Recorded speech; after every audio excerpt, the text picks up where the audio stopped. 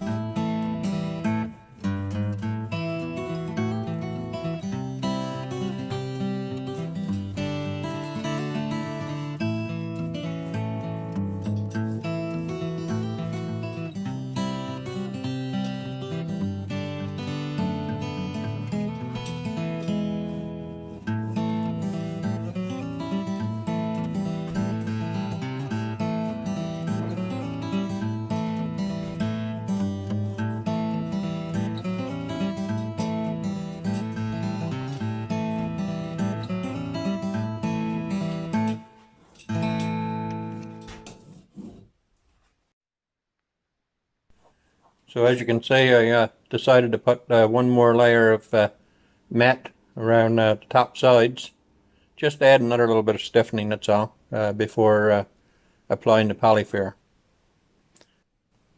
So it's back to more polyfairing. Well, it's literally been weeks since I worked on my boat. There's been lots going on. We went to Ontario for over a week. And then after I got back, I decided to take my boats out of the water, the speedboat that I built last year, and plus the sailboat. So that took a few days. And And now it's getting to be that time of year when I gotta go into woods and start getting some firewood for the winter. Summer is over after all. That's why I pulled my boats out of the water.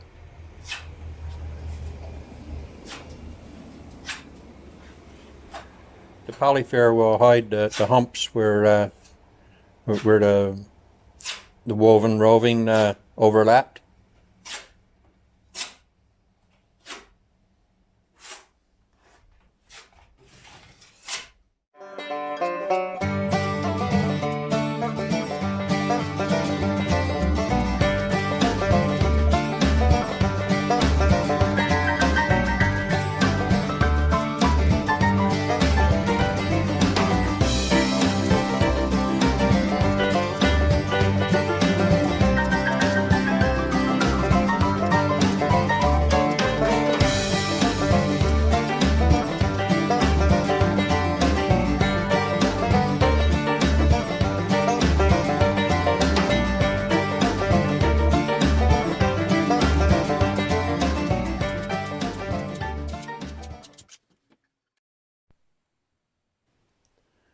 Well, that's another layer of polyfare putty applied.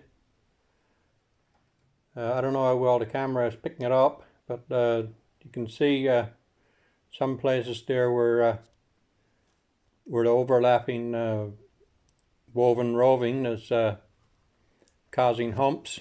So you can see it through the polyfare. So the next job now will be to sand off this polyfare putty and put one more layer of matte on. Well, that was just a couple of quick shots just to give you an idea of how she looks now that she's got the last layer of polyfare putty put on her. Next now I'll be sanding this off and then putting the final layer of matte on before she's rolled over and it gets at the insides. So I think I'm going to end this video here. I'd hope to get a little further along, but like I said earlier, there was a lot of things going on, and so it slowed the project down a little. But after all, this is only meant to be a spare time project, so definitely by I would say definitely by the time the next video is uploaded, that she'll be flipped over and took off the hull for.